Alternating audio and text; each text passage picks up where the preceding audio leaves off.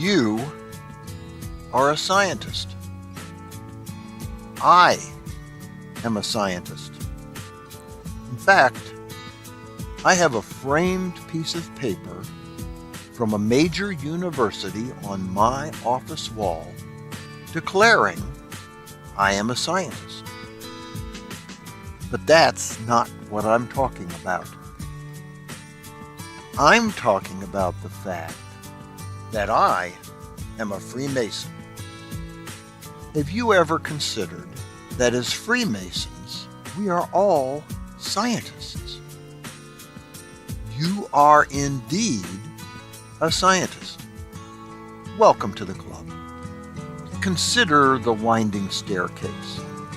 The closer you get to the top, the closer you get to the natural sciences and their tools. Logic. Science cannot survive without logic. Arithmetic. Mathematics is the basis of many branches of science. It is the language of the study of the universe. Geometry. The root of our craft, upon which our skills and symbols are developed and based. Astronomy. The fabric of the universe and the science which reveals its grandeur. You are a spiritual individual. I am a spiritual individual. And, like we said before, I'm talking about the fact we are Freemasons. We were asked in whom we put our trust, and our answers revealed our spirituality. You may have heard there is some sort of conflict between spirituality, or, if you will, religion and science. Well, it can't exist within the hearts of millions of Freemasons. Through symbolism, observation, and study, we understand they are related and complement each other. I am intrigued by the experience of Dr. Eben Alexander, a neurosurgeon no less, who admitted to being a marginal, skeptical Christian. He clinically died of meningitis and was revived into a comatose state. Some doctors claim near-death experiences are a function of the dying brain.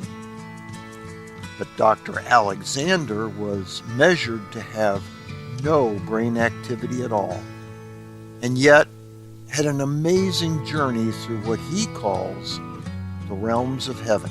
The journey couldn't have been a hallucination in his brain, since it was completely inactive. After a week, he returned to consciousness and told his story in his book, Map of Heaven.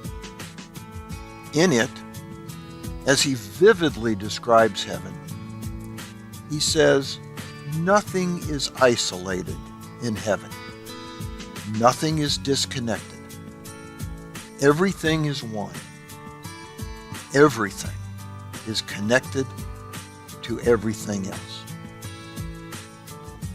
He is almost describing a phenomenon scientists call quantum entanglement, whereby quantum particles that have had previous interaction will continue to instantly interact no matter the distance between them, even if it is millions of light years. They are connected. They are one. An interaction on one will be sensed by the other instantly. This is no pipe dream. This has been observed and proven by experiment. Einstein himself could not explain it, calling it spooky action at a distance. If Einstein couldn't explain it, I'm sure none of us can. There is so much we don't know that rests on the threshold of the physical universe and heaven. A conflict between science and spirituality? Not at all. By our science, we may curiously trace nature through her various windings to her most concealed recesses. By it, we discover the wisdom, power, and goodness of the grand architect of the universe and view with delight the proportions which connect this vast machine. For the Whence Came You podcast, this is Steve Harrison with the Masonic Minute.